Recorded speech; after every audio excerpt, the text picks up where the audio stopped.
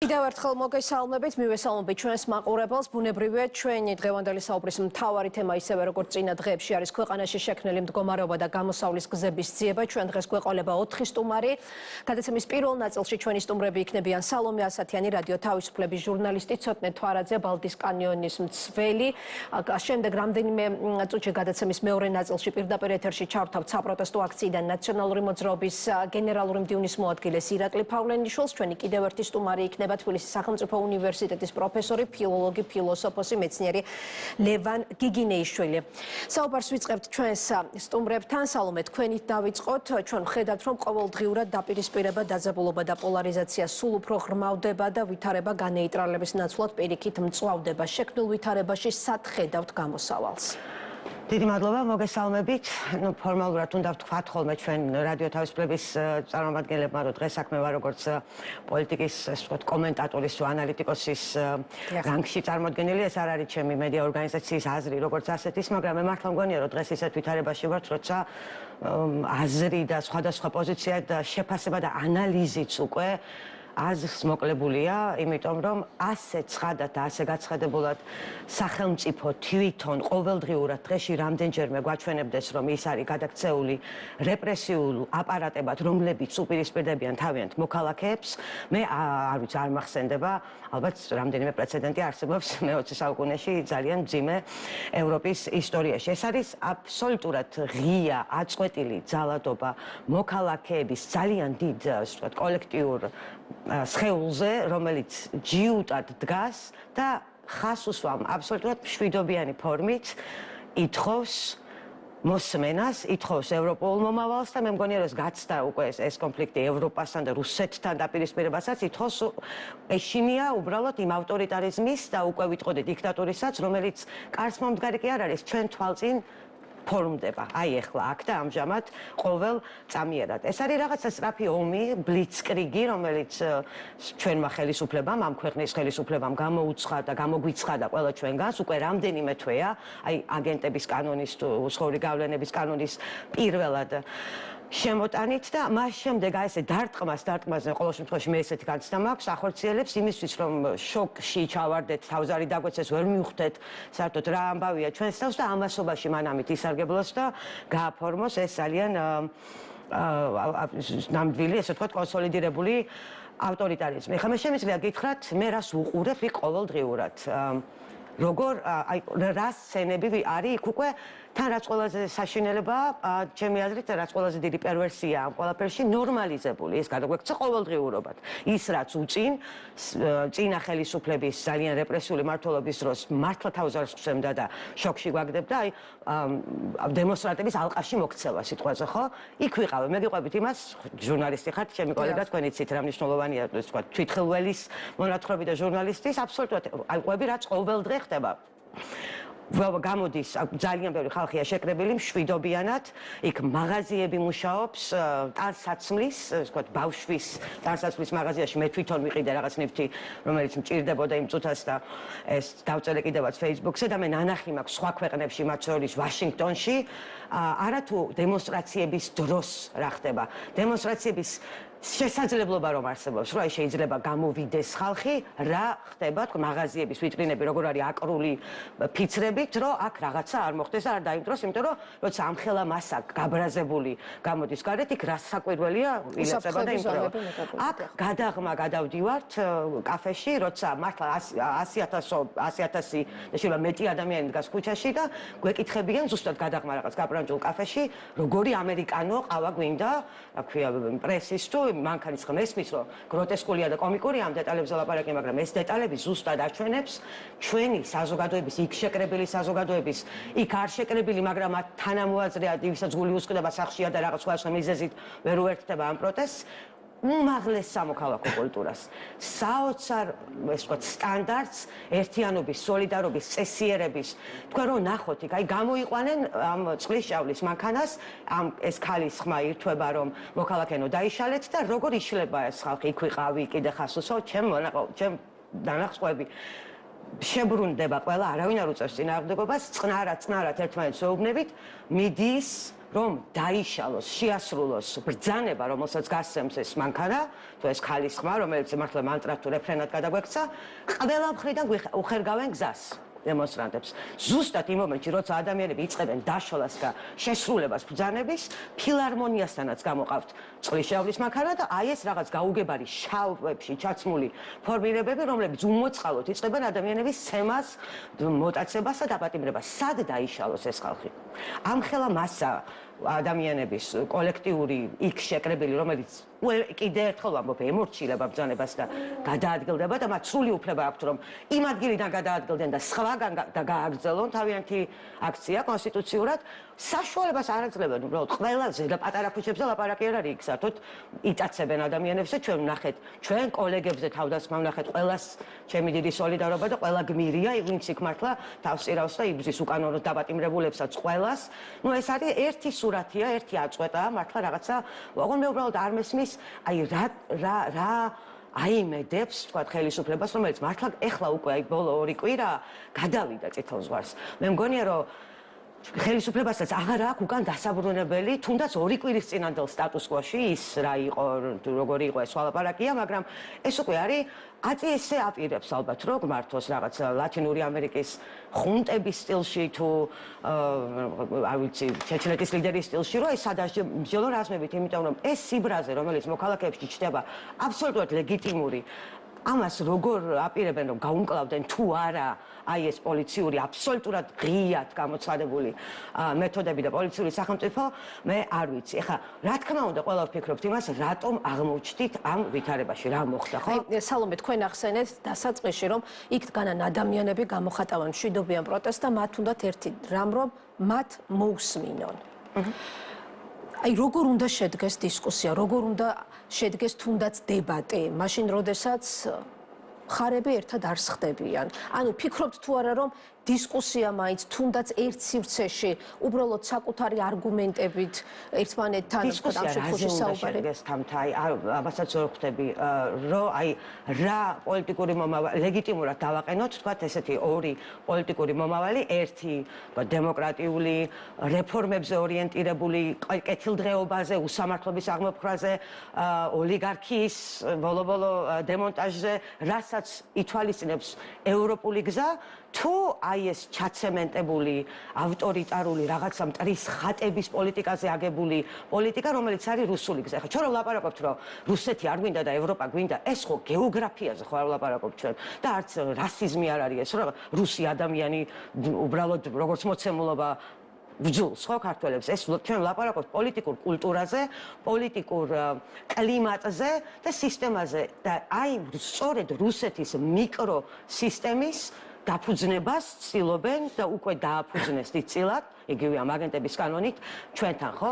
მე მგონია საერთოდ არსობრივად ეწინააღმდეგება ქართული ოცნების ხელისუფლება ევროკავშირთან ეს შემთხვევით არ არის რომ მათ გააჩერეს, იმიტომ რომ ეს იმდენად თვისებრივ წინააღმდეგობაში მოდის ის სტრუქტურა, რომელსაც ეფუძნება ქართული ოცნების ხელისუფლება, ჩვენ ხო რეალურად ხელისუფლება არ გვყავს. აი ეს რომ ვლაპარაკობთ, რომ აღმასრულებელი შტო, სასამართლო, პარლამენტი ერთმანეთი დააბალანსონ, არც ერთი შტო დღეს რომ პრემიერ-მინისტრი გაქრეს და აღარ ვნახოთ არასდროს სხვა დაგვინიშნონ, კითხვის დასმაც ნუ შეიძლება ვიღაცამ ფორმალურად დასვას რომ იმანას აწევიდა ეს კაცი. ჩვენ ხო გვეცოდინება რომ გადაწყვეტილებები სადღაც სხვაგან მიიღება. ეხლა დღეს ვერს ლაპარაკობენ იმაზე რომ კონსტიტუცია დაირღვა.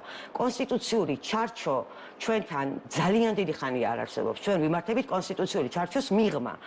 გიზინა ივანიშვილია ერთი ღერძი, რაღაცა სუსი, რომელსაც აღარ ეშველა და ამ რაღაც ბუნდოვან რეპრესიულ აპარატად არის ქცეული და ცნობილი და ადამიანების დატერორების, იმათ კიდევ ვინ მართავს ჩრდილოეთთან დაკავშირები აქვს.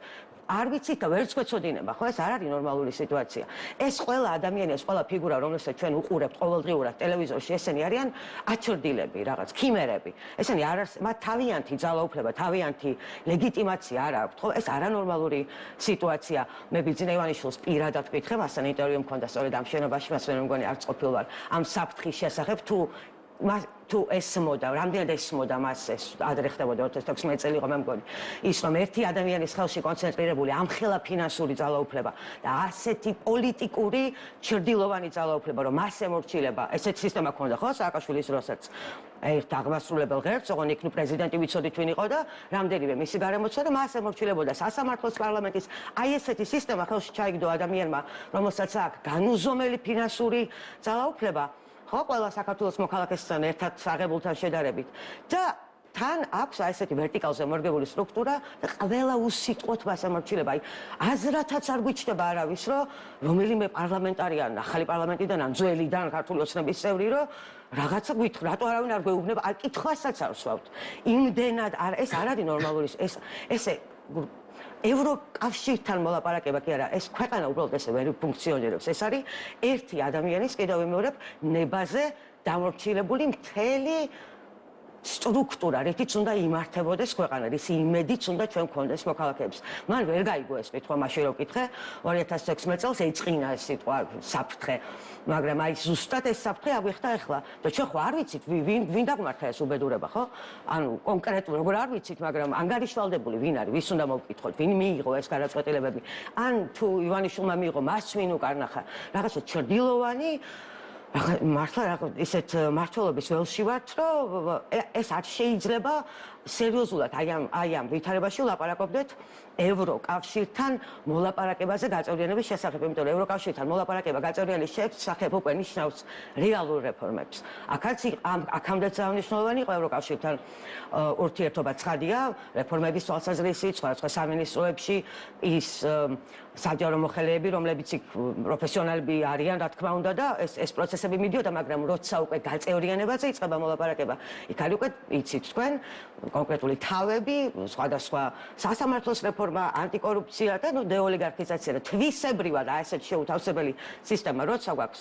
იქ ნუ ეს არ არის შემთხვევითი რომ რა თქმა უნდა ეს არის რუსული სისტემა, ოლიგარქიული, კლეპტოკრატიული და რუსული სისტემა ასევე სიძულვილის თესვა საზოგადოებაში. რუსეთის მოგონილია აგენტების კანონი, იქ რუსეთში საერთოდ თუ ადევნებთ თვალს არ ვიცი, უნდა ვადევნებდეთ, იმიტომ რომ ჩვენთვის მნიშვნელოვანია ხო ეს პოლიტიკური სივრცე.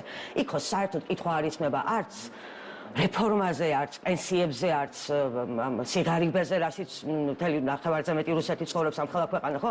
ეს არ არის აქტუალური, იმიტომ რომ წმინდა რუსეთი ებრძვის რაღაც გარყვნილ დასავლეთს, თუ აი ამ რაღაცა ქიმერებში და ეს ხელსაყრელია ოლიგარქიისთვის, ხელსაყრელია კლეპტოკრატებისთვის, შიშით, ტერორით მართვა ადამიანების და მოსახლეობის და აი ამ რაღაცა სიძულვილის თესვა რომ წნები გვებრძენო, წნებით უგვებძიან, რა დროს ის არის რომ საქართველოში თითქმის 9 მილიონი ადამიანი სოციალურ შემწეობაზეა დამოკიდებული, რომელიც ახლოს ვერ მოდის საარსებო მინიმუმთან, ისიც როგორ არის გამოთვლილი 250 ლარია მე მგონი, არ ვიცი ხო? ანუ პოლიტიკა ყარია ჩვენთან. რა დისკუსია უნდა რაზე უნდა გაიმართოს დისკუსია? რომ აი რომელი გზა ავირჩიოთ თუ ეს ხო შეუძლებელია. ამბობს რომ შესაძლოა ვერ გაიგეს იქ მდგომ ადამიანებმა რა იგულისხმებოდა 28 ნოემბრის გადაწყვეტილებაში განმარტებების მიუხედავად და მზად არიან რომ აუხსნან იქ მყოფ ადამიანებს რომ ევროკავშირის წევრობაზე მოლაპარაკების საკითხის ხელისუფლების დღის წესრიგიდან 4 წლით ამოღება არ ნიშნავს ევროინტეგრაციის პროცესის შეჩერებას. ანუ სადისკუსიო სივრცე აღარ არსებობს. მაშინ რა არის გამოსავალი? ანუ რა უნდა რა განმუხტავს ამ კრიზისს? ეხა ეს არის ტყუილი, რას ნიშნავს თვითონ გითხრეს რომ ვაჩერებთ პროცესს. და კიდევ ვიმეორებ ევროკავშირთან გაწევრიანებაზე მოლაპარაკება ის კი არა რომ აი ხვალ შემოხვალთ თუ ზეგ შემოხვალთ და თუ მაზეგ და თარიღი შევათანხმოთ, ხო? ევროკავშირთან გაწევრიანებაზე მოლაპარაკება არის რეფორმებზე მოლაპარაკება. უკვე ძირეულ, თვისებრივ და არსობრივ რეფორმებზე მოლაპარაკება და არ შეუძლია. 2028-მდე გააგრძელებენ. მაშინ რატო გაწყვიტეს კავშირი? შანტაჟის იარაღად რომ არ იყოს გამოყენებული, მე მათ სიტყვების ციტირებას ვახდენს. სიტყვები ყველა ვიცით, მაგრამ ნუ რეალობასაც ხო ხედავთ. თამთა დამიჯერეთ, თქვენ ინტერესშიც არის, ჩვენ ერთი ქვეყანა გვაქვს, ერთი საზოგადოება ვართ. აი ხო ხედავთ არა, რომ ჩვენ დიდი გამოცდილება მივიღეთ სხვათაშორის წინა ხელისუფლების მთელი აი ამ ციკლით, როცა იმედებით, აი მაგიტო მეც ვიზიარებ იმას, რომ საქართველოში ბელორუსი და რუსეთი მარტივად არ გამოვა, სადაც მეტნაკლებად დაკონსერვდა საბჭოთა კავშირი, ხო? ჩვენ ვნახეთ ეს იმედები, დემოკრატიზაცია, სიახლისკენ სწრაფვა და ვნახეთ ამ იმედების გადასხვაფერება და ავტორიტარიზმად გადაქცევა და ბოლოს უკვე პოლიციურ სახელმწიფოდ და ამასთან შეჯახებაც ვნახეთ. ეს დიდი გამოცდილება გასაგებია, რომ იქ მართლა ძალიან პატარა ახალგაზრდებით განან და თინეიჯერებით განან, მაგრამ ეს ხო კულტურული მახსოვრობაში ილექება ეს ყველაფერი. და აი ნახეთ რა მოხდა. ეს ხო შემთხვევით ეხლა არ ხდება, რომ აი შავნიღბიანი რაღაც გაუგებარი ადამიანები, რომლებიც ცემენ, თავპირს ამტვრევენ და მოქალაქეებს, ჩვენ თანამოქალაქეებს, თქვენი, ჩემიც და პოლიცია აი ესეთ მართლა რაღაცა დაძაბუნებულ მდგომარეობაში დგას და არაფერს აკეთებს ღიად საჩვენებლად ეს ხომ პოლიციის ინსტიტუტის როგორი დამცირებაც აღარ არის ეს არის დასამარება ხო აი ვისი იმედი უნდა გქონდეს ეს ხო ეხლა არ დაწყებულა ხო ეს შავნიღბიანი ადამიანები ადრეც ხო ხედავდით რა წინა ხელისუფლების შექმნილია ივანიშვილის დაფინანსებით მე მგონი ეს არის ჩვენი უბედურება აი ამ საოცარი მართლა სამოქალაქო შეგნების მქონე მოსახლეობის რომელმაც ვერა და ვერ მოიშორა ეს საპოლიციო ტერორი ისევ მოგვიბრუნდა და რომ მოგვიბრუნდა მე მგონია რომ ამის ნიშნებიც იყო აქამდე რომ ეს აქამდე მოვიდოდით უბრალოდ რაღაცნაირად ან შევა უგულებელ ყავით ან ზოგმა უგულებელ ყავით მაგრამ არასათანადოდ მივაწვინეთ ხმა ეს აი როცა მურუსიძე გამოგვიცხადეს დამოუკიდებელი სასამართლოს სიმბოლოდ უცბად ეს რამხელა თავხედობა ადამიანი რომელიც იქ სხვა მოსამართლეებიც იყვნენ წინა სისტემაში და ამ სისტემაშიც რომლებიც არიან არაკეთილსინდისიერი მოსამართლეები და ემორჩილებიან ივანიშვილის თუ აღმასრულებელი ხელისუფლების ნებას ხო თუ პროკურატურის მაგრამ ეს კაცი ხო სიმბოლო იყო. აი ზუსტად იმის, რამაც ჩვენ ამ ხელა იდეები გაგვიცრუა, გირგვლიანიდან დაიწყო, ხო ეს იმედგაცრუება მეტნაკლებად მაშინ. აი ეს კაცი ბიძინა ივანიშვილმა თვითონ წარმოგვიდგინა როგორც სიმბოლო დამოუკიდებელი სასამართლოს. რა თქმა უნდა, რომ თანდათან ინფლაციას რო განიცდის ხელისუფლება, ბოლოს ეს დამთავრებოდა აი ესეთი ტერორით, აწყვეტილი ტერორით ქუჩებში, ხო ახლა ეს ხარება თუ რაღაცა ეს გაუგებარი ბატონი კაცი რომელიც ეს ვიდეოც ვიცით ხო, როდის გამოჩნდა პირველად და რასთან არის დაკავშირებული ისევ ამ არქეტიპულ ვიდეოსთან, ხო? ჩვენთან უდანაშაულობაში რამდენიმე წლის წინ 15 წლის თინეიჯერი ბიჭი რომელმაც არაფერი არ დააშავა კედელზე დაწერა რომ ამ ცხოვრების დედაც ცუდად ვარო ბავშვმა ხელში ჩაუგდეს ვიცით თამთა გამომძიებელს რომელმაც წინა ხელისუფლების პირობებში საქმის გამო სტრასბურგში ქონდა საქმე წაგებული სტრასბურგმა თქვა რომ აი ეს გამომძიებელი მონაწილეობდა სადიზმში არ ადამიანი მოყოლს სადიზმში მას ჩაუგდეს არა თუ ეს ეს გამომძიებელი რომელმაც კიდევ ამბობს სტრასბურგმა თქვა რომ სადისტია კი არ გაწმინდეს სისტემა ასეთებისგან 15 წლის ბავშვი ჩაუგდეს ხელში და 15 წლის ბავშვი რომელიც თვითკვლავამდე მიიყვანეს და თავი მოიკლა გადახტა რამდენიმე დღე მე მგონი 2 დღე იცოცხლა და არაფრით არ აპატიმრებდნენ ამ გამომძიებელს როცა გარდაიცვალა საწყალი ბავშვი იმ მომენტში რა აპატიმრებს იმიტომ სხვა გზა აღარ ჰქონდათ ვადამდე ადრე გაუშვეს და სად გაუშვეს RMG Gold-ის იურისტად ეხლა არ უწკიდე იქ მუშაობს თუ არა ეს ქალბატონი მაგრამ ეს ნამდვილად ასე იყო ანუ აი ესეთ თავხედურ ნაბიჯებს რომ ღიად დგავს და ყველანაირად გეუბნება ხელისუფლება გამოსავალი რა არის სალომე შექმნილი გამოსავალი არის მეცვე თანხმები აქციის აი რომ ამბობი რომ აქციას მოთხოვნები არ აქვს აქციას მოთხოვნები ეს არის ხელახალი არჩევნები ჯერ ერთი ვნახოთ მე არ მგონია ნამდვილად არ მგონია რა შხამიც არ უნდა ენტყიათ როგორი ჩვენი დეჰუმანიზაციას თუ აი ამ ახალგაზრდების არ უნდა ეწარმოებიათ რომ ესენი აგენტები არიან თუ რაღაცა ქვეყნის მტრები თუ ეკლესიის მე არ მგონია რომ თუნდაც ქართული ოცნების მხარდამჭერებში ბევრს მოწონდეს ის რაც ხდება თუ ამას უყურებენ და ამავდროულად მეც ვეთანხმები იმაზეს რომ ქართულმა ოცნებამ თავისი ამორჩეველი მოატყუა მეც ვეთანხმები იმ მოსაზრებას რომ ბევრი შეიძლება იქ იზიარებდა იმაზეს რომ ეს ქართული ოცნება რაღაცა თავის გზით მიდის ევროკავშირისკენ და ზუსტად ერთ კვირაში აი ესეთი საკვანძო განცხადების გამოწესის მანამდე ხო იცოდნენ რატო დამალეს ეთქვათ მანამდე რომ წყვეთ ევროკავშირთან ინტეგრაციის პროცესს. მიეცათ საშუალება ხალხისთვის, რომ გაყალბებას თავი დავალებოთ. მე რა გაეკეთებიათ თავისი არჩევანი. ესეთი სასიცოცხლო გადაწყვეტილებები თუ მართლა რაღაც მანიპულატორი არ ხარ და თაღლითი რაღაცა მცირე არ შეიძლება ამის გამოცხადება არჩევნების მერე. რახან გამოცხადებ, ვნახოთ, აბა რამდენი უჭერს ხარს. კიდევ ვიმეორებ, თავი დავანებოთ გაყალბებას. და ყველა იმ ფაქტორებს, რაც მაშინ იყო, ხო? აი ეს არის ის რეალობა, რომელშიც ახლა ვართ. მე ვერ ვხედავ, ეს ალბათ რაღაცა ძალაუფლება მართლა აკარგვინებს ადეკვატურობას ძალებს, რომლებიც ვერტიკალის მწვერვალზე არიან, იმიტომ რომ ჩვენც გამოვიარეთ ეს ჩვენ სანახი გვაქვს და სხვა ქვეყნების მაგალითსაც ვიცით, რომ აი რაღაც გონიათ, რომ აი ესე შეინარჩუნებენ, ესე დარჩებიან.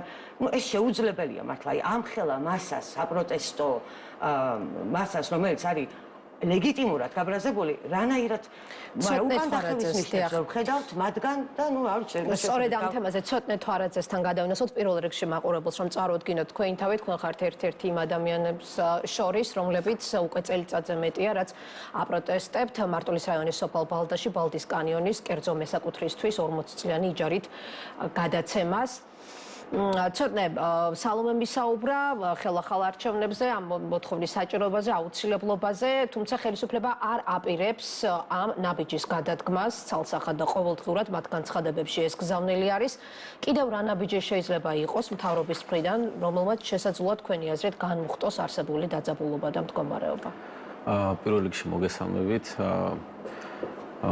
დღევანდელ სიტუაციაზე ძალიან ბევრი ადამიანი საუბრობს, მათ შორის ბევრი ჩემზე ბევრად ჭკვიანი და ჩახედული, ამიტომ მე შევეცდები რამენერად ცოტა სხვა თვალით დავანახო მაყურებელს ეს პრობლემა და შევეცდები რომ ბალდის რეალობიდან დავხატო ესე ვთქვათ სურათი რა, ვინც არ იცის მოკლედ მაინც ვიტყვი, რაც ხდება ბალდაში. დაახლოებით წელიწადნახევრის წინ მოსახლეობამ აღმოაჩინა, რომ მისთვის ყველაზე მნიშვნელოვანი მისი იდენტობის ნაწილი ის, რაც ყველაზე მეტად უყვარს ჩვენი თავშეყრის ადგილი, სადაც ჩვენი მამა-პაპა იზრდებოდა და ჩვენი წინაპრები იზრდებოდნენ, შემოგვიღობეს და გვითხრეს, რომ ეს გახდა კერძო საკუთრება და იქ ჩასასვლელად გვჭირდება ვიღაცის ნებართვა და უნდა ვიხადოთ ამაში ფული. და რაღაც საშინელი პროექტი უნდა გააკეთებულიყო. ამაზე მოსახლეობას რა თქმა უნდა გაუჩნდა პროტესტი, არანაირი ჩართულობა არ ყოფილა მოსახლეობის, არც ვიცოდით რომ პროექტი იგეგმებოდა, არც ის რომ რაღაც გაიჯარება მოხდა და ინფორმირებულობა წინასწარ არ მომხდარა ადგილობრივების. სახლის უკან პირდაპირ მნიშვნელობით, ბევრ ოჯახში შესაძლებელია რომ თავისი ეზოდან პირდაპირ მდინარეში ჩახტეს ადამიანი, ისე ახლოს არის ეს კანიონი. ესეთ ადგილს გვიღობავენ და გვეუბნებიან რომ მორჩა ჩვენი იქ ვეღარ ჩავალთ. და ამან რა თქმა უნდა ძალიან შეგვაწუხა მთელი სოფელი მოვიარეთ, გავარკვიეთ რომ არავინ არაფერი არ იცოდა ამის შესახებ, შევაგროვეთ პეტიცია, სადაც მოსახლეობის 80%-ზე მეტი აწერდა ხელს, რომ არაფერი არ იცოდა ამის შესახებ და მოითხოვდნენ გაუქმებას. აქ ხაზგასმით უნდა აღვნიშნო, რომ თავიდანვე სანამ ეს პროტესტი დაიწყებოდა, პირველი რაზეც ვიფიქრეთ იყო ის, რომ ალბათ რაღაცა შეცდომა დაუშვა ვინმემ ან შეიძლება ვიღაცა ერთი კორუმპირებული ადამიანი გამოერია და ესე საქმეს აფუჭებს და მოდი ისე ნუვიზამთ რომ ეს რაღაცა მთავრობას გაუპროტესტოთ, სახელმწიფოს გაუპროტესტოთ. შევეცადოთ რომ ეს პრობლემა მოვაგოროთ, ესე ვთქვათ, აღმოცენდა სარეველად და ეს სარეველა ერთად მოვწყვიტოთ. ამიტომ დავსხედით, დავიწყეთ ჯერ ადამიანის უფლებების შევისწავლეთ, კონსტიტუციას გადავხედეთ, დაცული ტერიტორიების სააგენტოს კანონებს გადავხედეთ და ასე შემდეგ და აღმოჩნდა რომ თავიდან ბოლომდე მართლები ვართ, ანუ სრული უფლება გქონდა იმისა რომ ყოფილიყავით თავიდან ბოლომდე. კანონის ჩანაწერით აპელირებდა როგორც მახსოვს მესაკუთრე რომ იქ წერია რომ დაცული ძეგლი შესაძლოა გადაიცეს კერძო მესაკუთრეს იმ შემთხვევაში თუ იქ ეკოსისტემის განვითარება და ეკოტურიზმის განვითარება არის გეგმაში. ნახეთ ჩვენი მთავარი მოთხოვნა იყო ის რომ როდესაც შენ მოდიხარ და თითქმის ჩემ ეზოში რაღაცის შენებას იწყებ, მინიმუმ უნდა მითხრა, მით უმეტეს როცა მეუბნები რომ ამას შენთვის ვაკეთებ და შენი კეთილდღეობისთვის ვაკეთებ. თუ ჩემთვის აკეთებ, რატომ იმალავ, ხო? ძალიან მარტივი არის და ეს ჩართულობა არ მომხდარა.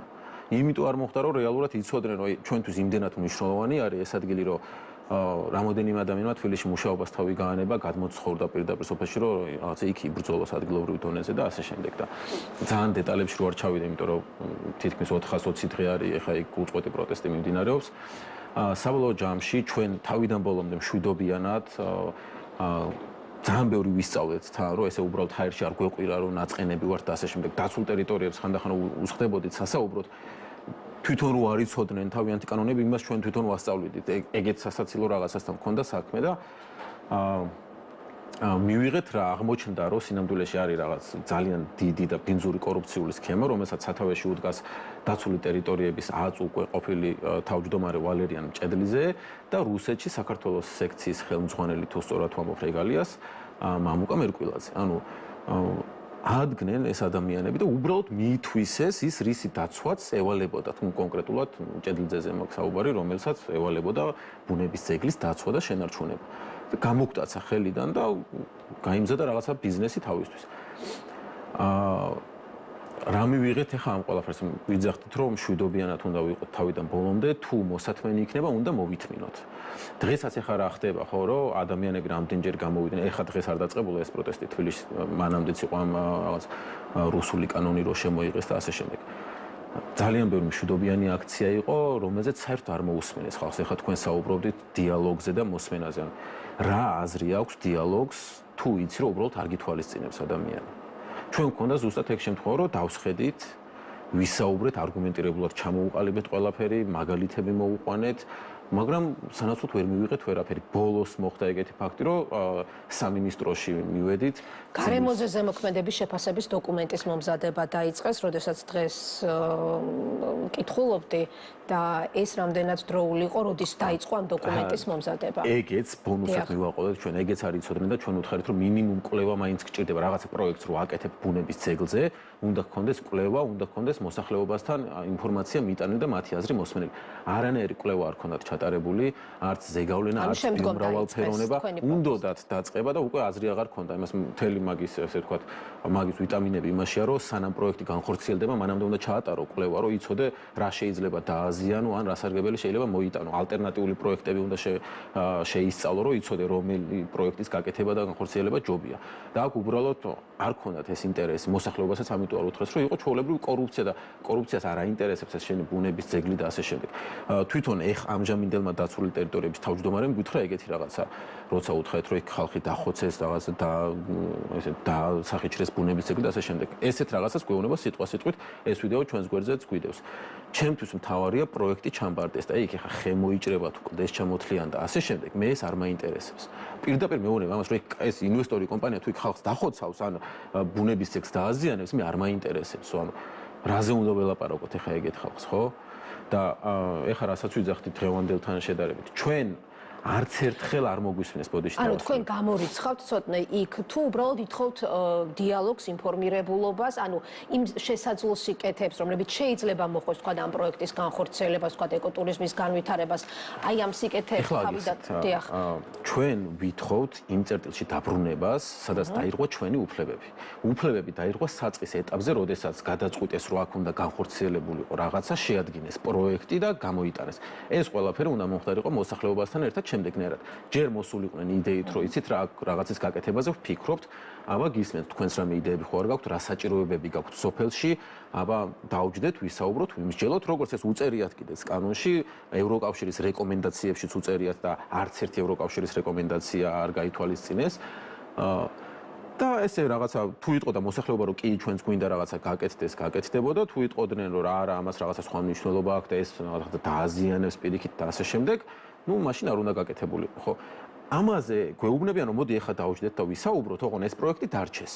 ეს პროექტი თუ დარჩა, მაშინ რა აზრი აქვს და ჩვენ ვეუბნებით რომ თუ თქვენ მიგაჩნიათ რომ იქ რაღაცის გაკეთება აუცილებელია, მაშინ გაუქმეს, დაჯექით მოსახლეობასთან, ისაუბრე და ერთად გადავწყვიტოთ რა უნდა გაკეთდეს და როგორ უნდა გაკეთდეს, იმიტომ რომ ეს არ არის რაღაცა მარტვილის კანონის მაგალითი მოყავდათ და საერთოდ არ არის ერთმანეთთან არანაირი კავშირში. იქ სულ სხვა სიტუაცია აქვს, სულ სხვა სიტუაცია არის რა და მაგიტო ვიძახი რომ ჩვენ რაც ვნახეთ დიალოგში არის რომ უბრალოდ ესე შეიძლება დაჯდეს და ერთ ყურში შეუშვას და მეორეში გამოუშვას და მაინც ცდილობს რომ თავისი გაიტანოს რამენერად მოგატყუოს, შეგაცდინოს და რაღაცაზე წამოგიყოლოს და იგივე რა აზრი აქვს მაშინ ახლა დიალოგზე რო საუბრობთ, თუ ვიცით რომ არ აინტერესებს არაფერი, არ გვისმენს, ჩვენსაც არ ითვალისწინებს და ასე შემდეგ. ანუ თავი მოვიტყუოთ რა აზრი აქვს მაგნერ დიალოგზე? ხა დღევანდელ მდგომარეობასთან გინდოდათ პარალელის გავნება სწორედ ბალტის კანიონის კონტექსტში და ამ თემაზეც რომ გადავიდეთ, ნელ-ნელა დრო გვეწრება და ამიტომ. დღეს რაც ხდება, ამის მიკრომოდელი ჩვენ ბალდაში გვაქვს უკვე წელიწად ნახევარი არის. დაახლოებით იგივე ხდება ბალდაშიც, ოღონდ უფრო მცირე მასშტაბებით. ჩვენო სამართლიანი ბრძოლა დავიწყეთ და როგორც წეგან ვახსენე, რომ ბრძოლაში შევედით თავიდან ბოლომდე სამართლიანად, მოვემზადეთ, ვისწავლეთ არგუმენტირებულად და მივიღეთ რა ინვესტორმა კომპანიამ, რომელიც ასევე არის დაცული ტერიტორიების სააგენტოს პარტნიორი კომპანია და დაცული ტერიტორიების ყოფილი თავმჯდომარის კომპანია არის. კანიონი 350. კანიონი 350, დიახ. იძალა და ერთხელ ფიზიკურად. ამ ძალადობიდან ერთ თვეში იძალა და მეორეჯერ ფიზიკურად. თან ეხა მნიშვნელოვანი რა არის, რომ მარტვილის დაცული ტერიტორიის ოფისში იძალა და პირველად, რაც კამერაზეც იყო დაფიქსირებული და ეს პოლიციაში წარუადგინეთ, ან უმარტივესი საქმე არის, ხო? პირდაპირ გაქვს ფაქტი ძალადობის და ერთადერთი რაც გჭირდება, განაჩენი გამოუტანოს სასამართლოში. ეს ადამიანი გამოუშვეს გირაოს სანაცვლოდ და აქედან ერთ თვეში უკვე ჯგუფურად ძალადობს ისევ ჩვენს თანამებრძოლებზე, ჩვენს თანასოფლელებზე. და კვლავ გირაოსსანაც რო საქმე აღიძრა, სასამართლოშიც წავიდა, მაგრამ კვლავ გირაოსსანაც რო გამოუშვეს ეს ადამიანი და წელიწადზე მეტია გასული და ეს პროცესები კიდე არ არის დამთავრებული, მიმდინარეობს. მაშინ, როდესაც სავსებით უდანაშაულო ადამიანი ინდიკო ბჟალავა, მოგეხსენებათ რამოდენიმე თვის წინ დააპატიმრეს არაფრის გამო, არანაირი არგუმენტი, არანაირი მტკიცებულება არ ქონდა და უბრალოდ ადგენენ და დააპატიმრეს. თითქოს და ვიღაცას დაემუქრა. ანუ ჩვენ აქ გვცემენ, რაღაცა ჯგუფურად გვირტყამენ და ამის გამო ადამიანს გარეთ უშვებენ. თან მტკიცებულება არსებობს და აქეთ უდანაშაულო ადამიანი, რომელიც უბრალოდ ცდილობს თავისი სახლი დაიცვას, ამ ადამიანს სვამენ ციხეში. თან ყველაზე მნიშვნელოვანი რა არის, რომ გააყალბეს სოციალურად დაუცველი ქალბატონის ჩვენება, შშმ პირის დედა, პლუს ამას სოციალურად დაუცველი, აიძულა ჯერ პოლიციამ, რომ ჩვენება მიეცა. ამ ქალბატონმა უთხრა ხამის 4 საათზე მიაცემა ეს ჩვენება და თან ქალბატონმა უთხრა, რომ სასწრაფო მყავდა 5 წუთის წინ ძალიან ცუდათა ვარ, არაფერი არ შემეძლია და არა გინდა თუ არა ან ჩვენებას მაძლევ, ან გაჯარიმებ. კარგი, მოგცემ ჩვენებას და მე წაკითხვის დრო რომ მოვიდა თავისი ჩვენების, უთხრა რომ ფიზიკურად ვერ ახერხებდა წაკითხვას და პირდაპირ მოუწერა ხელი. მე აღმოჩნდა რომ სრულიად საპირისპირო ქონდა პოლიციას დაწერილი იმ იმედით რომ რახამც ეს სოციალურად დაუცველი რახამც ძალიან უჭირს ამ ქალს, ხმას ვერ ამოიღებდა და შეეშინდებოდა. საბედნიეროდ ძალიან მამაცი აღმოჩნდა ეს ქალბატონი და ილაპარაკა თავიდან ბოლომდე სიმართლე ტელევიზიებთანაც და სასამართლოშიც დააფიქსირა რაც მოხდა რეალურად და თქვა რომ ინდიკო ბჟალავა უდანაშაულო იყო, თქვა რომ პოლიცია მას ჩვენება შეუცვალა და არაფერი რაღაცა მსგავსი რას ინდიკო ბჟალავას ბრალდებოდა, არაფერს ადგილი არ ქონია. და იგივე ხდება აქაც, ხო? უდანაშაულო ადამიანებს იჭერენ, შეიძლება თქვა ერთი დამნაშავე სიტუაციაზე ვიძახი, დაიჭირო, მაგრამ ათ ესე უბრალოდ მოკიდებს და ეგ ბჭყალებში პრიკუბში 10 კაცი მიიყავს და თან პრობლემა რა არის, რომ როდესაც შენ პოლიციის იმედი არ აქვს, ანუ პოლიცია პირიქით შენზე ძალადობს, ხო? გრჩება რა? გრჩება გენინსპექცია. აი თუ პოლიცია არ გშველის, თუ სასამართლო არ გშველის და თუ გენინსპექცია არ გშველის, მაშინ ვის უნდა მიმართოს ადამიანს? ამაზე უბრალოდ მაინტერესებს, მართლა ადამიანურად მაინტერესებს ამაზე პასუხი. თუ ვინც მე უნდა დამიცვას, ესენი არც ერთი არ რეაგირებს ჩემს თხოვნაზე, მაშინ ვინ მიცავს და ვის მივმართო, ან როგორ მოვახერხო საკუთარი თავის დაცვა. და თუ შეიძლება მაგალითზე რომ მოგიყვანოთ, რაც მოხდა ბალდაში, ინვესტორმა ძალის დემონსტრირების მიზნით სოფლის მთავარი გზაზე ესე დააყენა მანქანა, ჩაკეტა მოძრაობა და 4 დღის განმავლობაში ეს მანქანა ეყენა. იქ ჩაკეტილი იყო მოძრაობა, ვერც ტურისტები მოძრაობდნენ, ვერც ადგილობრივები მოძრაობდნენ. 4 დღის განმავლობაში 300-ზე მეტი ზარი შევიდა როგორც ადგილობრივებიდან, ისე ტურისტების მხრიდან 112-ში, გენინსპექციაში, რაიონულ პოლიციაში, მარტვილის მუნიციპალიტეტის მერიაში, გუბერნატორთანაც რეკავდით და 4 დღის განმავლობაში არავინ არ მოსულა. პოლიციაც არა, ერთი ეკიპაჟიც არ მოსულა ამ მანქანის წასაყვანად. მით უმეტეს ჩაკეტილი აქვს რაღაცა მნიშვნელოვანი გზა, მთავარი სოფლის გზა. ანუ რა უნდა ვქნათ? აი ვეძებთ რა, ვისთან მივიდეთ? გენინსპექცია არ რეაგირებს, პოლიცია არ რეაგირებს, რაიონული პოლიცია არ რეაგირებს. მე რა უნდა ქნას ადამიანმა მოქალაქემ, როცა ესეთი უსამართლობის მსხვერპლია. ბევრ ადამიანს გონია, რომ იქ აქციებზე თითქოს ვიღაცას გონია, უბრალოდ ბევრს კი არა, ვიღაცას გონია, რომ იქ რაღაცა ოპოზიციური პარტიების აქციებია, ვიღაცას გონია, რომ იქ მხოლოდ ერთი პრობლემა აწუხებს ხალხს. რეალურად, აბსოლუტურად ყველა სფეროში თითქმის არის საშინელი მდგომარეობა. მაგალითად, ეხლა ბალდის მაგალითიც ძალიან კაფივარი მაკუთხით, რომ რა საშინელება ხდება, არ არსებობს არანაირი სამართალი ბალდაში. ოპოზიცია ახსენეთ. უბრალოდ დამატება მინდა, ძალიან მნიშვნელოვანი საკითხზე ლაპარაკობს.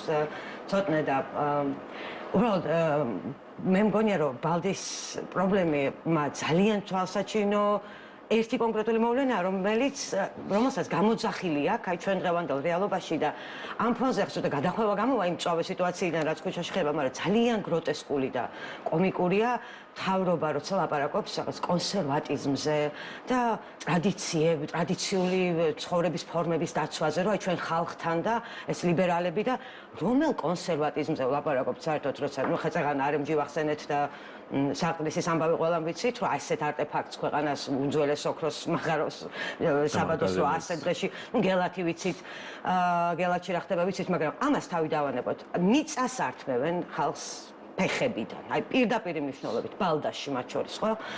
კონსერვატიზმი რას ნიშნავს? კონსერვატიზმი დიდი ფილოსოფოსი ერთი ინგლისელი იყო როჯერ სკრუტონი, მას მე პირადად ვიცნობდი, ინტერვიუც მაქვს ჩაწერილი რადიო თავისუფლების ვებსაიტზე, შეგიძლიათ ნახოთ, ამასინათ უთარგმნიათ და მწერალთა სახლში, ახლა სადაც ძალადობის კერათ რო არის მორიგი და უზურპირებული ინსტიტუციად ქცეული, წარდგენა ყოფილა ამ წიგნის და მისულან ქართული ოცნების მაღალჩინოსნები, რომ აი ჩვენ ვართ ეს ინგლისური კონსერვატიზმის წარმომადგენლები აქ და სკრუტონი გვიყვარს, ძალიან კომიკურია მართლა ეს, იმიტომ რომ კონსერვატიზმის სხვა არაფერია, თუ მე არ ვარ თვითონ კონსერვატორი, მაგრამ პატივს პოლიტიკურ ფილოსოფიას და იდეოლოგიას ეს სკრუტონიც ამ ინტერვიუში მიმეორებს 10 ფორმით, რომ ადამიანების მშვიდობიანი და დამკვიდრებული თანაცხოვრების ფორმა.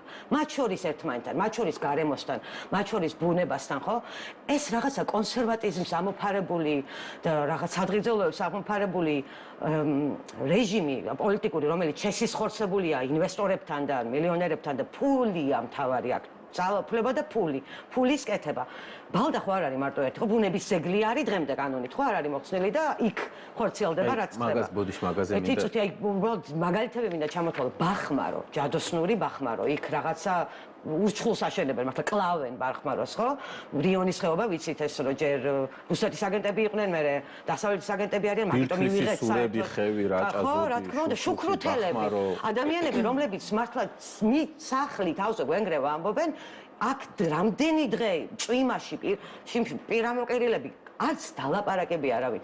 რომელ კონსერვატიზმზე და ხალხთან დგომაზე აქ ერთადერთი იპოვეს ისედაც დაჩაგრული უმცირესობა, სექსუალური უმცირესობები, LGBT თემი და იციან, ეს რუსეთშიც ესე იყო სხვათა შორის, ძალიან მნიშვნელოვანია, რომ რუსეთის ბალოტნაეს პროტესტიდან დაწყებული მაიდნის ჩათვლით იქ სუ იყო, რომ აქ რაღაცა გეი მოძრაობაა და გეი დიქტატურა მოდის და მაიდანი გეების მოწყობილია და მოსკოვში იცის პირველი ბოლო პრინციპში საპროტესტო აქციები და ადამიანები ისედაც გარიყულ უმცირესობას კიდევ უფრო წიხლი დააჭირო და სკოლებშიც აი რო ამბობენ რომ ჩვენ ვიცავთ ეს ბოლო ფრაზა რა მოზარდებს ვიცავთ რა არის პრობლემა იმაში რომ მოზარდმა თუნდაც უთხრათ რომ არ უნდა დაჩაქრო იმაზე არ არის მარტო ლაპარაკი რომ ოსკარ ვაილდი აიგზალება და ვირჯინია ვულფი მე ძალიან მესმის ამ ოსკარ ვაილდის და ვირჯინია ვულფის მნიშვნელობა მაგას ვაკეთებ ეგ არის ჩემ რადიოში სწორედ ამ თემებზე მაქვს პოდკასტი ყველა ამ წერალზე მაგრამ ცენზურა იქით იყოს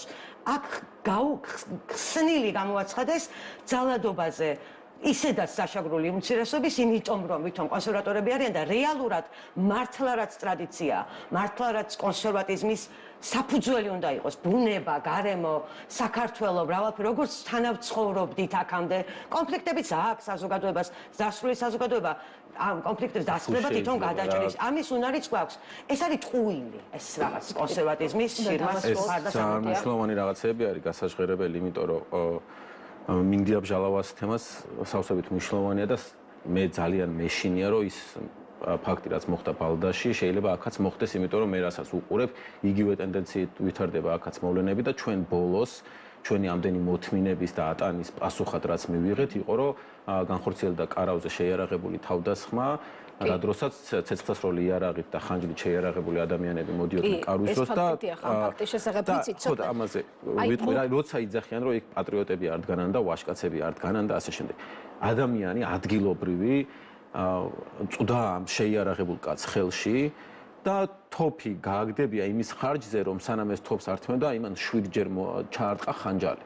ანუ ადამიანი როცა გაჩვენებს რომ მზად არის რაღაცისთვის თავი შეწიროს, ხო, თავისი მიწაწყლისთვის, თავისი ღირებულებებისთვის, თავისი ღირსებისთვის, ხო და შენ ამ ადამიანსაც ცდილობ რომ დამალო არაჩვენო ეს ფართო საზოგადოებას და პირიქით დესტრუქციული დაუძახო ჩვენ ამ ფაქტის მეორე დღეს სოფლის მეურნეობის სამინისტრომ დესტრუქციულები გვიწოდა და იგივე ხორციელდება აქაც ახლა რა იარლი კი არ მიაკერეს ამ პროტესტსა რა არ გააკეთეს და ბოდიში ამასაც ვიტყვი რა ჩვენზეც დაყარეს ძალიან ბევრი ჭორი ბალდაში რომ თითქოს თავისთვის უნდათ ეს ვიღაცას უთხრეს რომ აი იქ რაღაც პირადი ინტერესებია ვიღაცას უთხრეს პარტიულები არიან და ასე შემდეგ საერთოდ არც ერთ პარტიას არ მივეკუთვნებოდი თავიდანვე ვთქვით რომ არ არის ეს პარტია გასაგებია ცოტა გასაგებია პოლიტიკოსები ახსენეთ და ფიქრობთ თუ რა უკვე მე 12 დღე აგრძელდება საპროტესტო აქციები აქციებს არ ყავს ლიდერი არ ყავს სპიკერი როგორ ფიქრობ და ძალიან მოკლედ მინდა ორივე თქვენგანის პასუხი უნდა დავასრულოთ გველოდება მესამე სტუმარი უნდა აიღონ თუ არა ამ პროცესებზე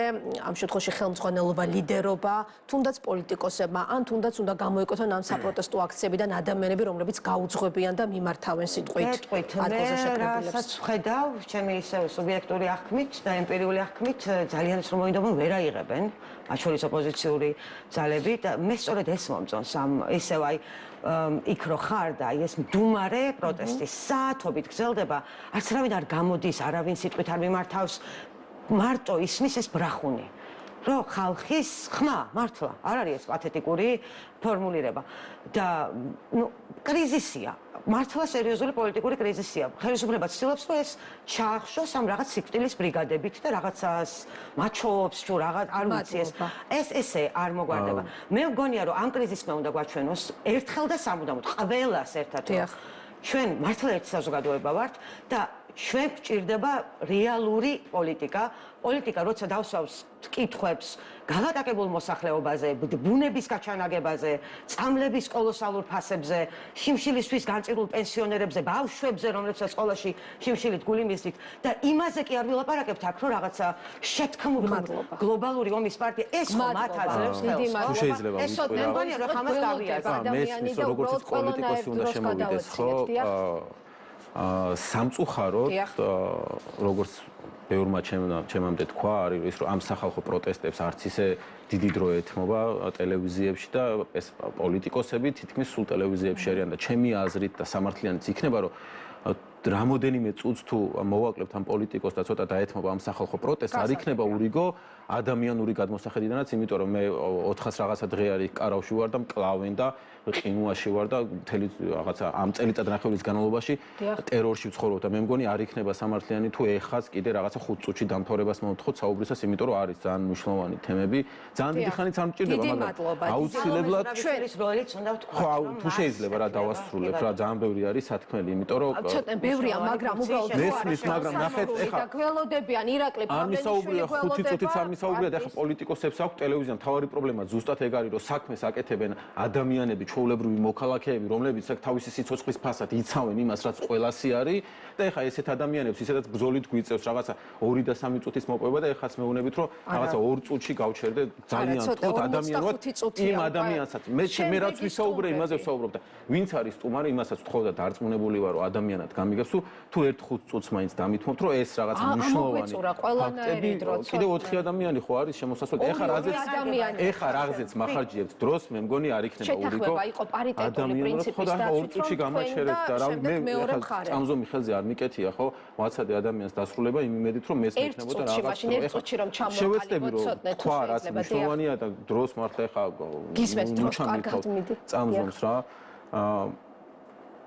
ჩვენ ვისაუბრეთ ეხლა აქ რაღაცა ბრძოლაზე როგორ ებრძვიან ამ ადამიანებს დღეს ვინც გარეთ არიან და იგივე მოდელები ბალდაში გქონდა ამ ჭორების დაყრითაც და ყველაზე ბინძური რაც იყო რაც ბალდაში მოხდა ცდილობენ რომ ისევ ვიღაცა შენიანი მოძებნონ რომელსაც დაგიპირისპირებენ რომელსაც რაღაც სისასტიკეს ჩაადენიებენ შენს წინააღმდეგ რომ მე თვითონ ხელები გაიწმინდო რომ ჩვენ არაფერ შუაში არა ვართ, მაგრამ თქვენ ერთმანეთს დაგაპირისპირონ, ან შენ მოგკლან, ან რაღაცა გიქნა და ეს რეალური საფრთხე მე ამის მართლა მეშინი, ამის რეალური გამოცდილება გვაქვს და ეს შეიძლება აქაც მოხდეს სამწუხაროდ.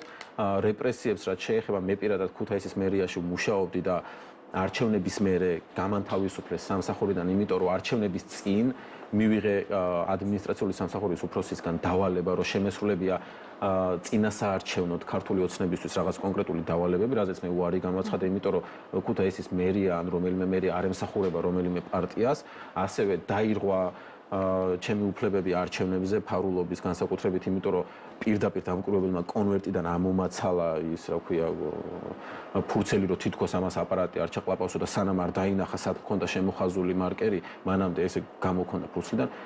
ყველაფერი ეს მე მივიღე სამწუხაროდ და კიდე ერთხელ ვეთქვი მოსახლეობას, რომ ერთადერთი იარაღი რაც ჩვენ გაგვაჩნია დღეს არის თვითორგანიზებული მოსახლეობა. მოღონ ეს არ არის ნამდვილად საკმარისი, ბევრად უფრო თვითორგანიზებულები უნდა ვიყოთ და ვიცოდეთ, რომ ეს არის გრძელვადიანი პროცესი. ნუ შეიქმნით მოლოდინებს, რომ ხვალდაზე ეს ყველაფერი დამთავრდება და მარტივად ვინმე რამეს იზამს. ჩვენ უნდა ვიცოდეთ, რომ ეს შეიძლება გაგრძელდეს დიდხანს, ჩვენ უნდა ვიყოთ ორგანიზებულები, ჩვენ უნდა ვიყოთ მშვიდობიანები და რაღაცნაირად მოთმინებით, პრინციპულობით და რაღაც ერთმანეთის სიყვარულით ჩვენ უნდა მოვახერხოთ, რომ მივაღწიოთ იმ შედეგს, რა შედეგისთვისაც ვიბრძვით. დიდი მადლობა სალომე ასათიანი რადიო თავისუფლების ჟურნალისტი ცოტნე თვარაძე ბალდის კანიონის მცველი იყვნენ დღეს ჩვენი სტუმრები მადლობა საუბრისთვის დაგემშვიდობებით თქვენ და